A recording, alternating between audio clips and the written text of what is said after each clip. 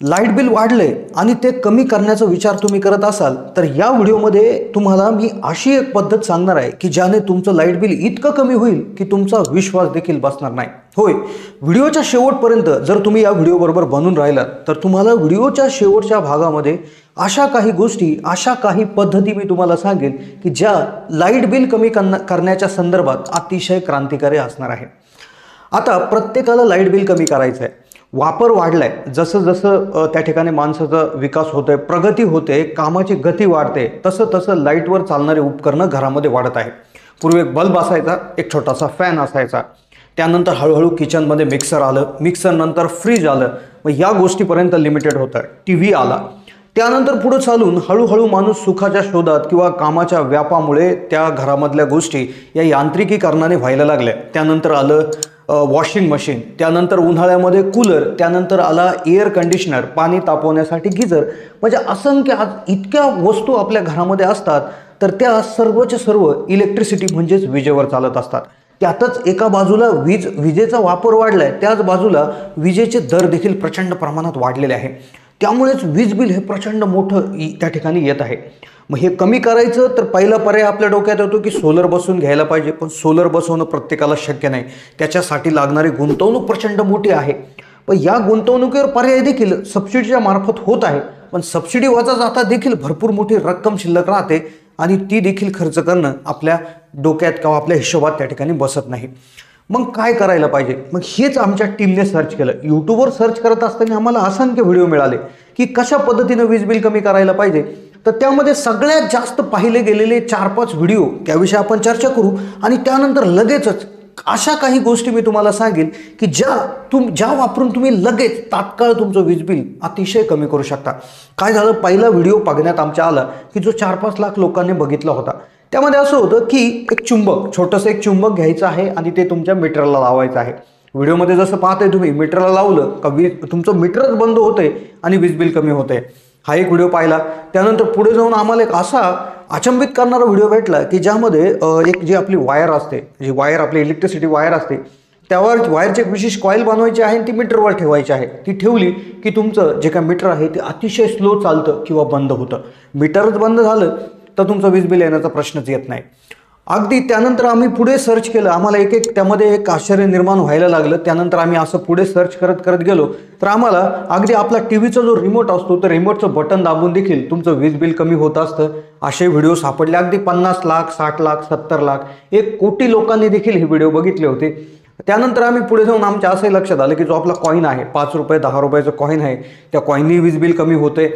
त्यानंतर आपले कॅपॅसिटर, जे आपल्या फॅनमध्ये जे कॅपॅसिटर असतात ते कॅपॅसिटरनी देखील वीज बिल कमी होतं। अशा असंख्य शेकडो जुगाड उपाय अशा पद्धती तुम्हाला यूट्यूबवर पाहायला मिळतील।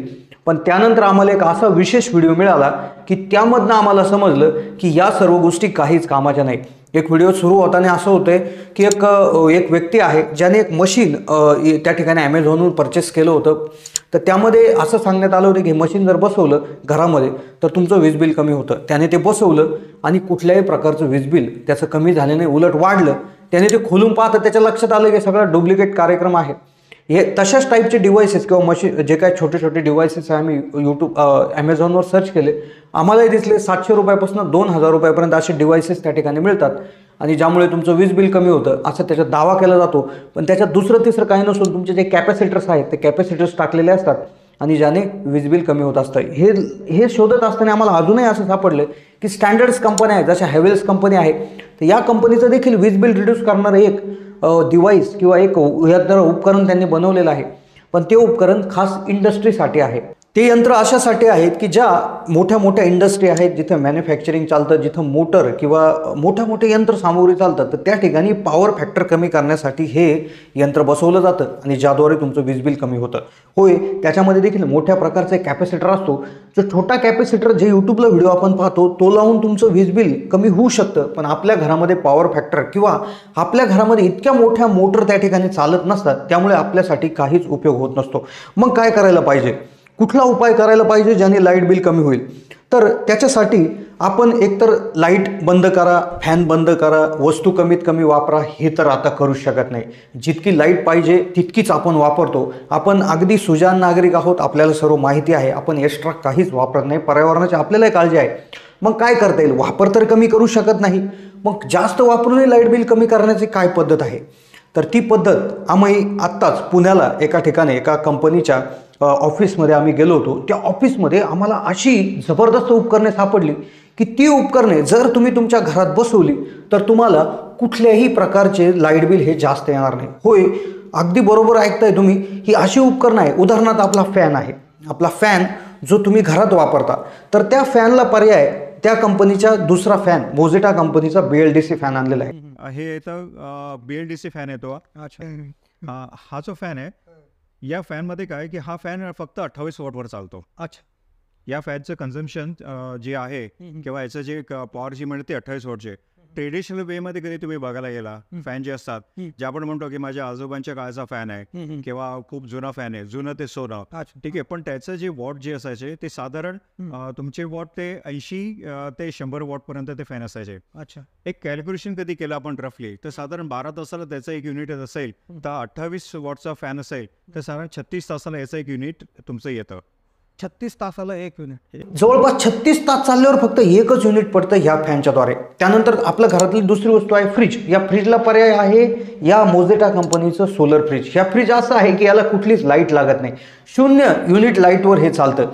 त्यानंतर पुढे आहे, जर AC वापरत असाल तर यांचे 4 मॉडेल आहे. एक मॉडेल असं आहे जे दिवसात फक्त 6 युनिट ऊर्जा घेतं, बाकीचे AC 18 ते 20 युनिट घेतात, यांचं फक्त 6 युनिट म्हणजे 1/3 ऊर्जा फक्त घेतं. एक मॉडेल असं आहे की जे फक्त 1.5 ते 2 युनिटवर पूर्ण दिवसाभराचा AC चालतो. त्यानंतर त्यांचे सोलर स्ट्रीट लॅम्प्स आहेत.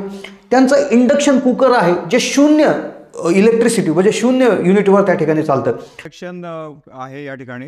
इंडक्शनचा उपयोग होतो की आपण हा इंडक्शन जो बनवलेला आहे हा तुमच्या ग्रीडवर प्लस सोलरवर चालणारा हा इंडक्शन आहे आपला. अच्छा. हा ग्रीड प्लस सोलरवर हा इंडक्शन चालेल. हा दोन्ही एनर्जीवर चालतो. ठीक आहे. तर आता हे कुठे, तर तुम्ही इथे या व्हिडिओमध्ये इथे या साईडला हा जो काय इथे व्हिडिओ दिसत आहे तर इथे क्लिक करा. याविषयी पूर्ण माहिती घ्या आणि या प्रॉडक्टविषयी माहिती जाणून घ्या आणि लवकरात अधिक माहितीसाठी त्याच्यामध्ये नंबर देखील देण्यात आलेले आहे. पूर्ण डिटेल आपण रिव्ह्यू घेतलेला आहे, पूर्ण मुलाखत त्याच्यामध्ये घेतलेली आहे. तर नक्कीच तुम्ही नवीन उपकरणांविषयी त्या ठिकाणी जाणून घ्या, कारण की नवीन टेक्नॉलॉजीचा जर आपण वापर केला नाही तर आपण कशाच प्रकारे आपलं वीज बिल वाचू शकत नाही आणि वीज बिल वाढतच राहील आणि आपला खर्च वाढत राहील. त्यामुळेच इथे कोपऱ्यात या ठिकाणी हा जो व्हिडिओ तुम्हाला दिसत आहे तर याच्यावर क्लिक करा आणि तो व्हिडिओ पहा. धन्यवाद.